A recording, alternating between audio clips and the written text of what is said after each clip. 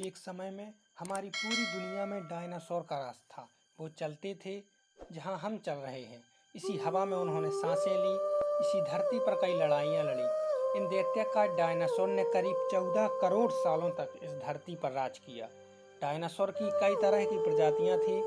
इनमें से कुछ शाकाहारी थे और कुछ मांसाहारी। तो कुछ डायनासोर बहुत ही शांत स्वभाव के थे, वहीं कुछ डायनासोर हिंसक और खतरनाक थे। ये उस समय के सबसे सफल जीव थे। लेकिन फिर अचानक ऐसा क्या हुआ? ऐसी कौन सी घटना थी जिनसे इनका नामो निशान ही मिटा दिया गया? इसे जानने के लिए हमें करोड़ों साल पहले जाना होगा और डायनासोर के उस अंतिम दिन को करीब से देखना होगा। तो आइए चलते हैं हम आज से लगभग 65 मिलियन साल यानी 6 करोड़ 50 लाख साल पीछे। आज से करीब 6.5 करोड़ साल पहले धरती पर मौसम सामान्य था। चारों ओर सूरज की रोशनी बिखरी हुई थी। लंबे लंबे पेड़ों से टकराती समुद्र की ठंडी ठंडी हवाएं और चारों तरफ डायनासोर के चिल्लाने चीखने की आवाजें। जब ये सारी डायनासोर प्रजाति आराम से धरती पर जीवन बिता रही थी, तब लगभग 10 करोड़ साल पहले ही इनकी किस्मत लिखी जा चुकी थी। 10 करोड़ साल पहले एक छोटा सा एस्टेरॉयड का टुकड़ा जो सुदूर अंतरिक्ष से आ रहा था, जो पृथ्वी से लगभग 20 करोड़ मील दूर मंगल और बृहस्पति के बीच बने क्षुद्र ग्रह बेल्ट में घूम रहे एक बड़े एस्टेरॉयड से जा टकराता है। इस टकराव से उस बड़े एस्टेरॉयड की दिशा बदल जाती है और वह क्षुद्र ग्रह बेल्ट से निकलकर सीधे पृथ्वी की ओर 22,000 मील प्रति घंटे की रफ्तार से बढ़ने लगता है। जब ये एस्टेरॉयड पृथ्वी से 3,84,000 किलोमीटर की दूरी पर था, तब धरती से शायद डायनासोर का अंत ना होता। यदि यह एस्टेरॉयड पृथ्वी के उपग्रह चंद्रमा से टकराता, लेकिन समय को कुछ और ही मंजूर था। इसीलिए ये बड़ा एस्टेरॉयड चांद से बहुत नजदीक से गुजर गया।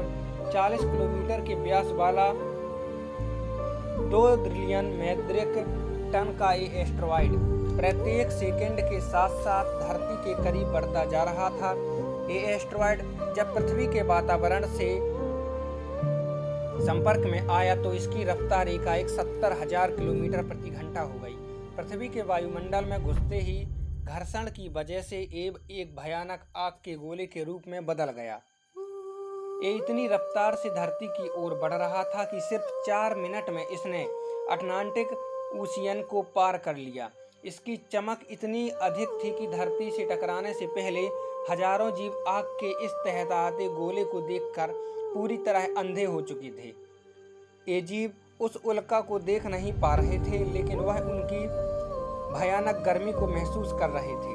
कुछ ही क्षण में ये एस्टेरॉयड मैक्सिको की खाड़ी के पास जमीन से टकराता है और लगभग 35,000 डिग्री सेल्सियस की ऊर्जा वाला एक भयंकर विस्फोट होता है। इस टकराव का विस्फोट लगभग 10 हाइड्रोजन बम के बराबर था। ये विस्फोट इतना शक्तिशाली था कि इसके टकराते ही धरती की लाखों टन धातु अंतरिक्ष में चली गई। टकराव वाली जगह पर 180 किलोमीटर चौड़ा और 20 किलोमीटर गहरा गड्ढा बन गया। विस्फोट के कारण इस गड्ढे का सारा मेटल और पत्थर आसमान में धूल के बड़े बादल में बदल गया।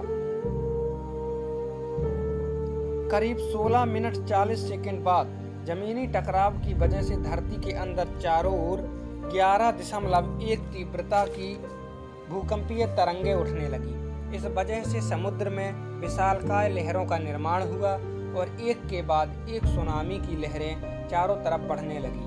भूकंपीय तरंगों से सभी सक्रिय ज्वालामुखियों को तहतका दिया, जिसके कारण जगह जगह डायनासोर का विनाश आरंभ हो गया। धरती के महाविनाश की प्रक्रिया आरंभ हो चुकी थी।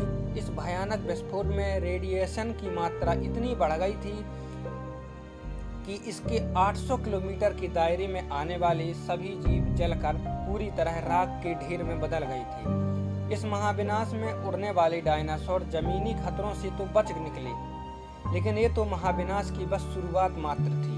विस्फोट की वजह से जो लाखों टन मेटल, पत्थर और धूल अंतरिक्ष में गया था, वह ग्रेविटेशनल पुल के कारण ठीक 40 मिनट बाद आग के गोले के रूप में पूरी धरती पर बरसने लगी।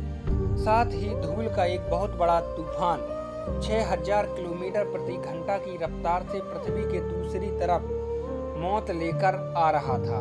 ये धूल के बादल कई किलोमीटर मोटे थे, जिसकी वजह से धरती पर सूरज की रोशनी का पहुंच पाना असंभव हो गया। गर्म हवाओं का तापमान 100 डिग्री सेल्सियस से ज़्यादा हो जाने के कारण धरती पर पेड़ पौधे की लगभग आबादी जलकर खाक हो चुकी थी। विस्फोट के 90 मिनट बाद धरती का तापमान 200 डिग्री सेल्सियस तक बढ़ गया। उसकी वजह से जो डायनासोर विस्फोट के इलाके से कोसों मील दूर थे, वे भी इस गर्मी से बच नहीं पाए। इस महाप्रलय से धरती की कुल 90% प्रजाति पूरी तरह खत्म हो गई थी और जो 10% जीव धरती पर बच गए थे, उनमें से भी वही जीव जिंदा रह सके जिनका वजन 30 किलोमीटर से 30 किलोग्राम से कम था। इसका कारण ये था कि इस महाप्रलय में लाखों की संख्या में जीव मारे जा चुके थे और पेड़ पौधे की सारी आबादी भी जलकर राख हो चुकी थी, जिसके चलते यहाँ जो बड़े और विशालकाय जीव जीवित बच गए थे, उन्हें भरपूर मात्रा में खाना पीना न मिल सका। लेकिन ये महाप्रलय किसी अन्य जीव के लिए फायदेमंद साबित हुआ। धरती पर डायनासोर का अंत एक छोटी प्रजाति के लिए बहुत ही बड़ा सुनहरा मौका लेकर आया और वह प्रजाति थी मैमल्स की। मैमल्स क्या थे, कैसे बच गए, महाप्रलय से डायनासोर के अंत के बाद इंसान कैसे आए और कहां से आए, ये सब हम अगले भाग में जानेंगे। तब तक के लिए धन्यवाद।